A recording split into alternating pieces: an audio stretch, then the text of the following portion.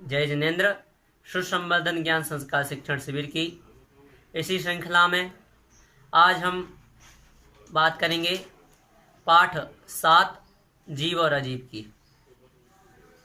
इस पाठ में हम जानेंगे, जो पिछले पाठ में हमने इंद्रियों की चर्चा की थी, उन्हीं की चर्चा अब हम यहाँ जीव पर घटाकर करेंगे कि कौन सा जीव किस इंद्रिय का धारक होता है, कैसा होता है, और साथ ही जो जीव से भिन्न है अर्थात जो अजीव है उनकी भी चर्चा में यहाँ करेंगे।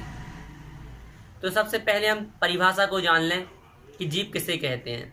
तो जीव उसे कहते हैं जिसमें जानने देखने की शक्ति होती है, जो सुख दुख का अनुभव कर सकता है, जिसमें चेतना पाई जाती है, उसे हम जीव कहते हैं। जैसे मनुष्य, हाथी, घोड़ा, चींटी, चींटा, मच्छर आदि जो जीव हैं, यह सभी जीव कहलाते हैं। अब इनके भेद कितने हैं? तो इनके मुख्य रूप से 2 भेद हैं। पहला तो मुक्त जीव और दूसरा संसारी जीव। मुक्त जीव किसे कहते हैं? जिनके 8 कर्म नष्ट हो गए हैं। ऐसे कौन है? सिद्ध भगवान हैं।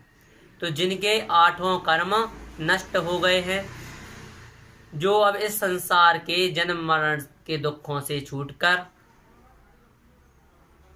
उत्तम सुख को प्राप्त कर चुके हैं, जो लौटकर अब इस संसार में वापस नहीं आएंगे, उन्हें मुक्ति जीव कहते हैं। जैसे सिद्ध भगवान, केवल एक ही उदाहरण है इसका, सिद्ध भगवान, क्योंकि केवल उन्हीं ने 8 कर्म नष्ट किए हैं, उन्हीं ने शरीर का क्षय किया है।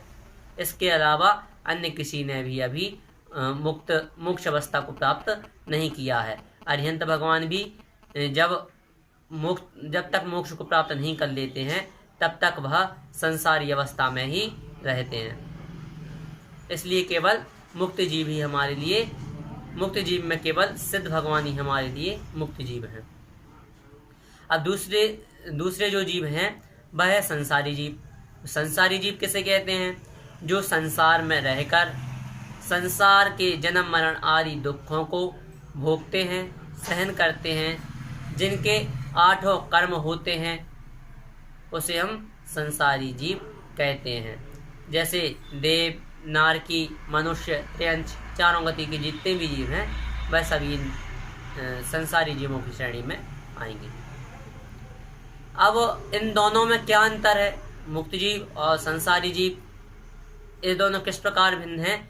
तो कहा, मुक्त जीव के कर्म, जन्म, मरण, दुख आदि सब नष्ट हो चुके हैं, जबकि संसारी जीव कर्म, जन्म, मरण, दुख आदि इन सभी से सहित होता है। मुक्त जीव मोक्ष को प्राप्त कर चुके हैं, संसारी जीव संसार अवस्था में ही रहते हैं। मुक्त जीव तो केवल एक है, अब उनका कोई भेद नहीं है। अब संसारी जीव के कितने भेद हैं?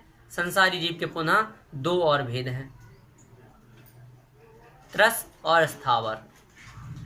तत्वाश्रुतकार ने भी लिखा है, संसारिणस त्रसस्थावराः, अतः संसारी जीवों के त्रस और स्थावर ये 2 भेद हैं।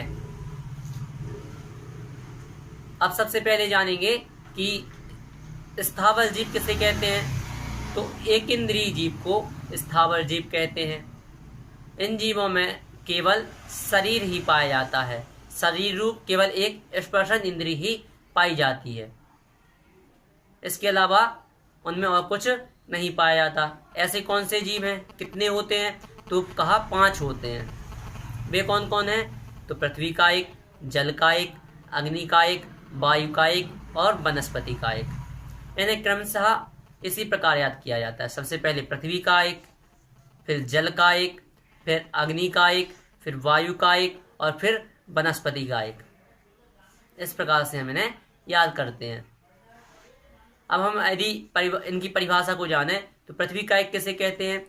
पृथ्वी ही जिनका शरीर है, ऐसे जीव पृथ्वी का एक जीव कहलाते हैं। जैसे मिट्टी, कुछ जो पत्थर, चट्टान आदि हैं, वह कौन से जीव हैं? यह पृथ्वी का एक जीवों की श्रेणी में आते हैं। पृथ्वी का एक जीव जो है जैसे हम देखते हैं कुछ पत्थर हैं, कुछ शिला हैं या कुछ चट्टान ऐसी होती हैं जिनमें कुछ हमें ऐसा लगता है जैसे वह बढ़ रही हैं, और कई जगह ऐसा देखा भी जाता है। तो वह जो जीव है वह पृथ्वी का एक जीव कहलाते हैं। दूसरा आता है जल कायिक। जल कायिक किसे कहते हैं? तो जल ही जिनका शरीर है ऐसे जीव जल कायिक जीव कहलाते हैं। जैसे बर्फ, ओला आदि जो है यह सभी क्या है? जल कायिक जीव हैं। ओला जो है इसे हम अभक्ष भी मानते हैं, इसलिए इसे कई लोग क्या करते हैं, ओले जैसे बरसे उसे खाते हैं, बहुत आनंद आता है, लेकिन वह अभक्ष की श्रेणी में आता है, इसलिए उसका सेवन हमें नहीं करना चाहिए। अब आते हैं तीसरा, अग्निकायिक जीव। अग्निकायिक जीव किसे कहते हैं? तो कहा अग्नि ही जिनका शरीर है ऐसे जीव अग्निकायिक जीव कहलाते हैं। जैसे दीपक की लौ, अग्नि, बिजली आदि। हम जितनी बिजली आज यूज कर रहे हैं उसके पीछे का रहस्य यदि हम जानेंगे तो हम जो आज हिंसा के सबसे बड़े विरोधी हैं, अहिंसक हैं, तो हमें पता चलेगा कि उसमें कितने जीवों का घात होता है। एक जो जहाँ बिजली बनती है वहाँ पानी फेंका जाता है, बहुत रफ्तार से पानी फेंकते हैं, उन्हें कुछ विवेक तो है नहीं कि वह पहले पानी छानेंगे फिर पानी फेंकेंगे, और इतना सारा पानी किस प्रकार से छाने। तो उसमें जो भी बड़े बड़े सर्प, जो भी जितने भी जीव होते हैं वह सभी उसमें टकराते हैं और मृत्यु को प्राप्त हो जाते हैं। तो हम यह जाने कि बिजली की हमें जितनी आवश्यकता है उतनी ही आवश्यक बिजली हम लें।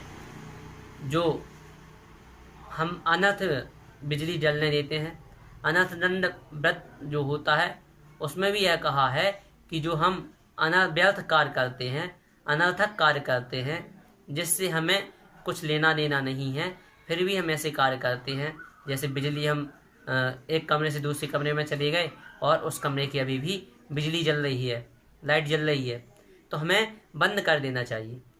इससे हम अनर्थ दंड व्रत का पालन कर सकते हैं। अब जो चौथा आता है वह है वायुकायिक जीव। वायुकायिक जीव किसे कहते हैं? तो जो वायु ही जिनका शरीर है ऐसे जीव वायुकायिक जीव कहलाते हैं। जैसे हवा, आंधी आदि जो है यह वायुकायिक जीव हैं। अब पांचवा आता है वनस्पतिकायिक जीव। वनस्पतिकायिक जीव किसे कहते हैं? इसे तो अब विज्ञान भी मान रहा है। जगदीश चंद्र बसु ने इसकी भी खोज कर ली कि जो वनस्पति है, जो पेड़ पौधे हैं, इनमें जीव हैं। जल की भी खोज हो चुकी है, लेकिन बाकी अभी 3 चीज़ों की खोज नहीं हुई है। तो वनस्पतिकायिक किसे कहते हैं? तो वनस्पति ही जिनका शरीर है उन्हें वनस्पतिकायिक जीव कहते हैं। जैसे वृक्ष, लता, फल, फूल आदि जो हैं यह वनस्पतिकायिक जीव हैं। इसीलिए कहते हैं कि फल फूल आदि को मत तोड़ो, इससे पेड़ों को, पौधों को दुख होता है। जब वह स्वयं अपनी इच्छा से पेड़ झड़ा दें तब आप उन्हें ले लें। हम इनका ज्ञान इसलिए कर रहे हैं कि जीव कौन है, क्या है, जिससे हमें सत्य का असत्य का भान हो जाए, जिससे हम सच्चे अहिंसक बन जाएं कि कौन से जीव की हमें रक्षा करनी है, कौन जीव है और कौन अजीब है। तो अब हमने बात करी कि स्थावर जीव कौन कौन से हैं, कितने हैं और उनका क्या लक्षण हैं। अब हम बात करते हैं त्रसजीवों की कि त्रसजीव कौन है। तो त्रसजीव वे जीव हैं जिनकी 2 इंद्रिय से लेकर 5 इंद्रियां तक होती हैं, अर्थात 2 इंद्रिय, 3 इंद्रिय, 4 इंद्रिय, 5 इंद्रिय पाई जाती हैं। वे त्रसजीव कहलाते हैं। इनकी परिभाषा को हमने कल ही समझ लिया था। अब हम बात करेंगे आगे कि अजीव का लक्षण क्या है और दृष्टांत क्या है। जीव को अच्छे से समझा है। इसमें अगर आपका कोई प्रश्न हो तो आप हमें बता देना। अब अजीव क्या है, तो जिसमें जानने देखने की शक्ति नहीं पाई जाती, जो सुख दुख का अनुभव नहीं कर सकते, जिसमें चेतना नहीं पाई जाती, वह क्या है, अजीब हैं। अजीब कौन कौन से हैं, तो जितनी चीज़ें हैं जैसे टेबल, कुर्सी, पंखा आदि जितने भी चीज़ें हैं, ये सब अजीब वस्तुएं हैं। इस प्रकार हम अजीब को जान सकते हैं। अब हम बात करते हैं कि जीव और अजीब में क्या अंतर है। तो जीव में जानने देखने की शक्ति होती है और अजीब में जानने देखने की शक्ति नहीं पाई जाती है। यही जीव और अजीब में अंतर है। इसके अलावा और भी लगा सकते हैं, जैसे जीव में चेतना पाई जाती है, अजीब में चेतना नहीं पाई जाती है।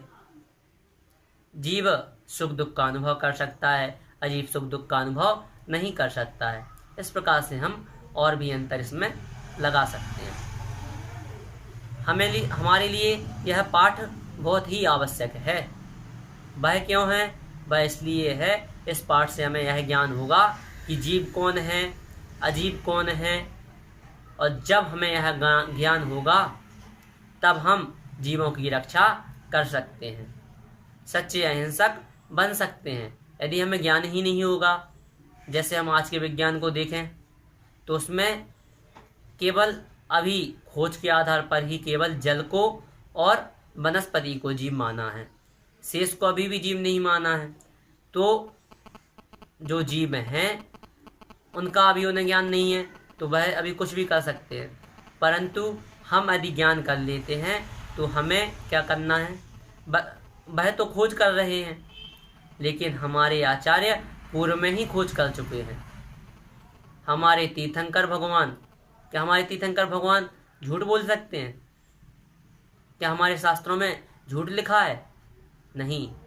इसके पहले जब जगदीश चंद्र बसु ने खोज नहीं की थी कि पेड़ों में जीवन है, उसके पहले भी सभी वैज्ञानिक यही मानते थे कि पौधों में जीव है ही नहीं है, पौधे जीवित हो ही नहीं सकते, पौधे तो अजीब हैं। तो बात नहीं है कि हम इन जीव अजीब का अच्छे से ज्ञान करें, कौन जीव है कौन अजीब है, इसका फर्क समझकर जीवों की रक्षा करते हुए अपने जीवन को सार्थक बनाएं। और यदि आपकी इस पाठ के अंतर्गत कोई भी जिज्ञासा हो तो आप हमसे पूछ सकते हैं, आपका पूर्ण समाधान किया जाएगा। जय जिनेंद्र।